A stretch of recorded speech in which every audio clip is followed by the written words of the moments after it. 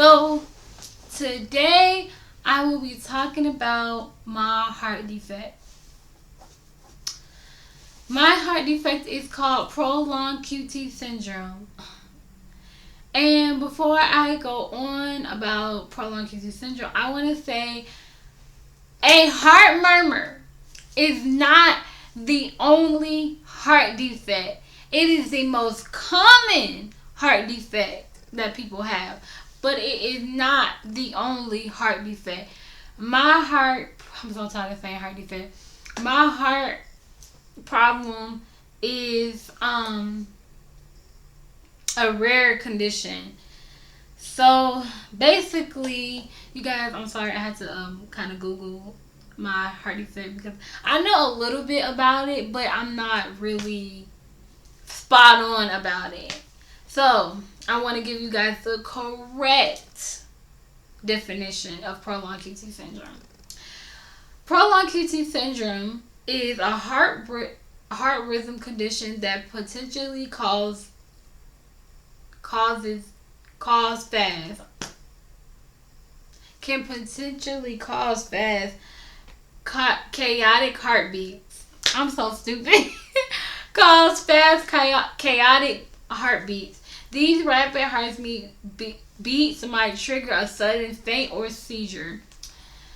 A faint spell meaning cardiac arrest. So if my heart starts beating faster than it needs to, I can go into cardiac arrest. But thank God that I have a pacemaker and defibrillator. If you guys don't know what defibrillator is, it's that thing that doctors use. You go like this or this, whatever, and go boom. It's in my chest. I know it sounds weird, but it's like this little, and it's right here. So I've had this heart defect since I was a week old, so basically all my life. When I was a baby, I'm sorry for all these it's just a lot of thoughts together. But when I was a baby, I had a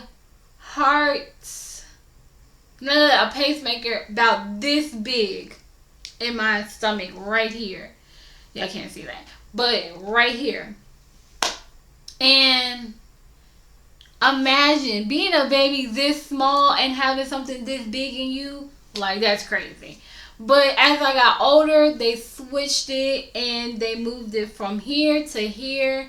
And it used to stick out. It used to stick out here, but it used to stick out here. Like, it was not noticeable, but noticeable. But I've had 11 to 12 surgeries. My ear really hurts, y'all. I'm sorry. Okay. My last surgery was surgeries was the end of April and the beginning of May, and they moved this pacemaker to over here, and it's this small now. It's like really, hold on, I can measure it because it pops out kind of.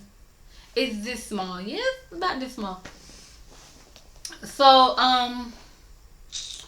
the first surgery I got in 2014, which was in April, is because I needed a new pacemaker, basically. It was time for a new pacemaker. You usually have one for 7 years, but this one lasted 11 years.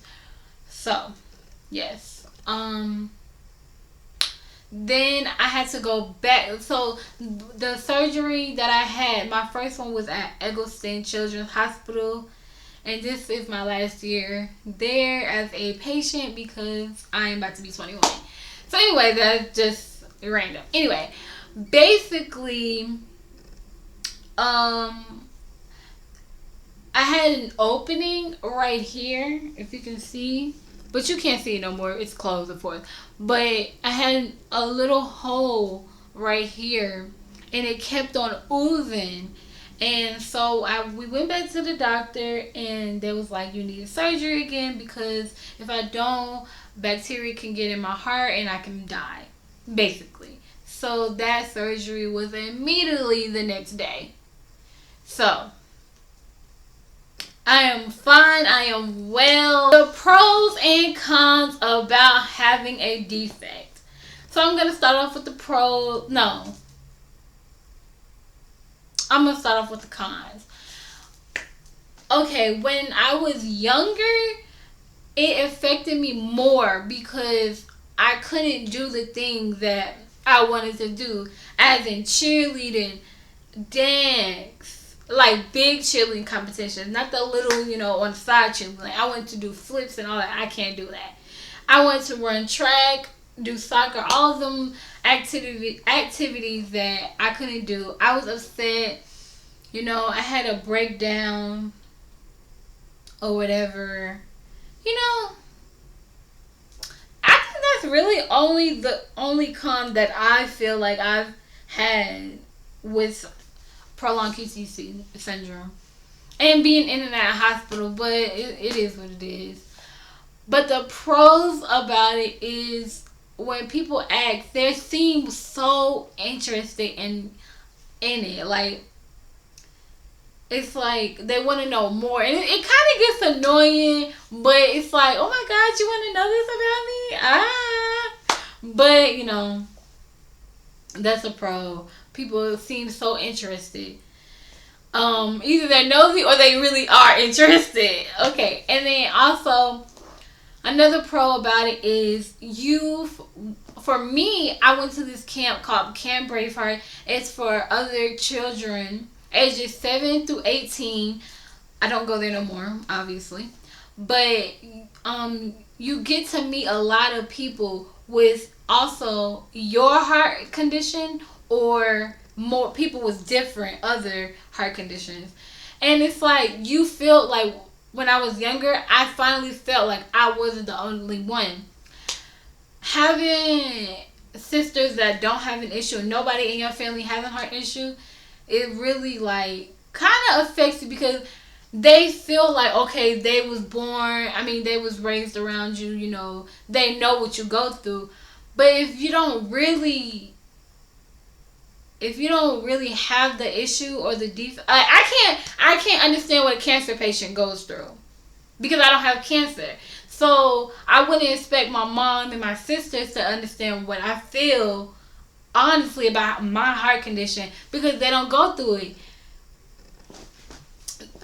So when you have other kids or other people that have the same heart condition as you, or have the heart condition, you can talk about things that you can't talk about with your mother and you can't talk about with your cousins and all that.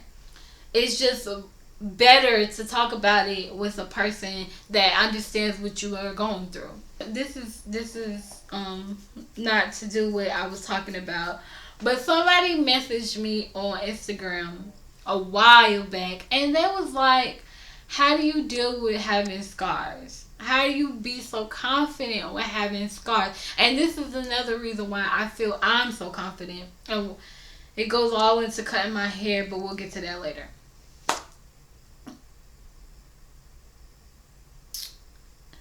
My mother taught me that this is who I am and this is who I'm gonna be for the rest of my life. I'm gonna have scars for the rest of my life. It's just an eternal thing with me. It's you can't change that no matter what. So she never had me cover up my scars. She never did. I put on bathing suits.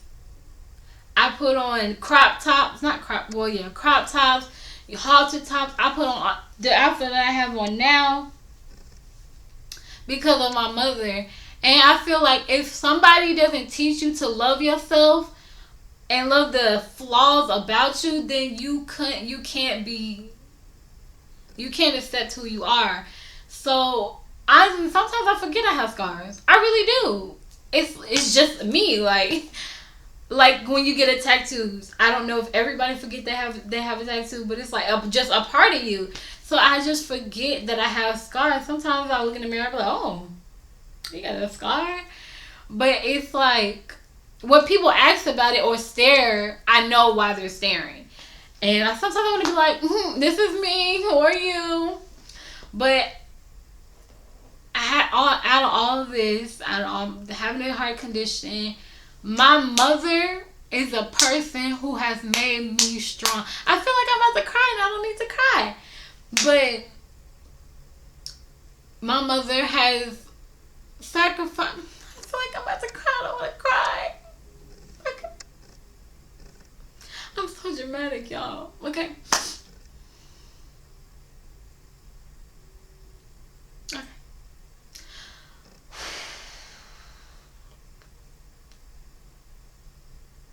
Okay. Okay.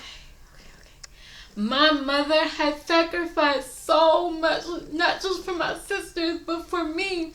Because there's a lot of things that she could have done. It was better jobs that she could have had. But she decided to do things for me.